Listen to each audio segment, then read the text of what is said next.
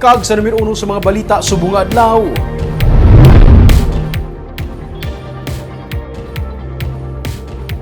Duha ka mga punong barangay sa Kabangkalan kag isa sa Bacolod City ang gipasakaan sang NBI sang kaso nga illegal gambling bangod sa illegal nga operation sang STL. Punong barangay Noli Villarosa sa barangay Tangub Dagsiling nga wala siya sang ikasarang para maging financier sang STL. Yaring report.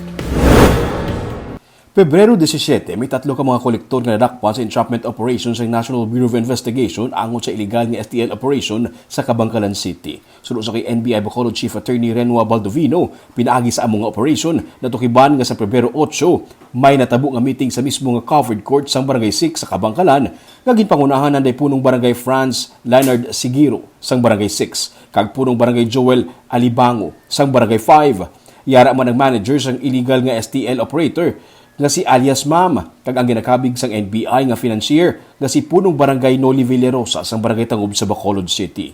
Ginpasalig ang mga kolektor sa benepisyo pareho sang PhilHealth kag SSS. Lumalabas po sa investigasyon namin na siya ang financier.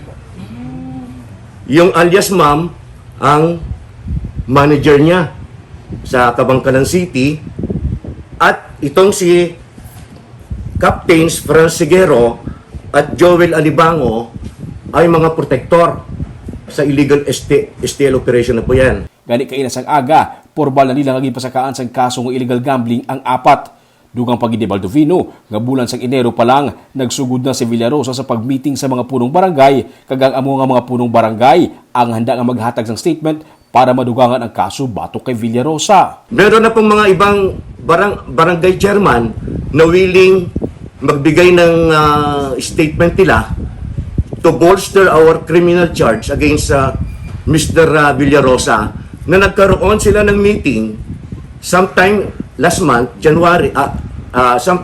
January regarding the operation of this illegal STL operation.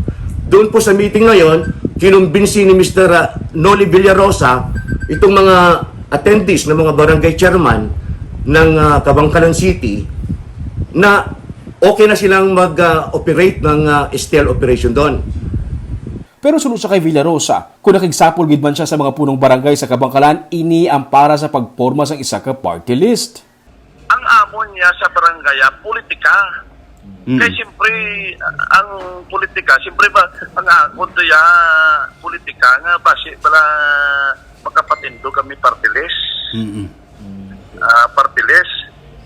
Siyempre ang party list, hindi kinalang kapitan, hindi mo kanon. Hindi man siya kuno financier, kag hindi man bangka sang STL, kay wala man siya sang kwarta para diri. Paano ako itudlo? Kaya wala man kita sa kapasidad na iya. Kung magbangka ka na iya, damo ka kwarta, wala man kita kwarta. So ako yung wala akong problema. Investigaran ko nila kung involved ko sa illegal gambling, hindi ko yung mag-resign. Okay. Bilang kapitan. Sunod pa sa NBI sa marason nga mga inadlaw, mahimo may dugang pagid nga mga kaso nga ipasaka ang ilang nga talatapan angon sa illegal STL operation.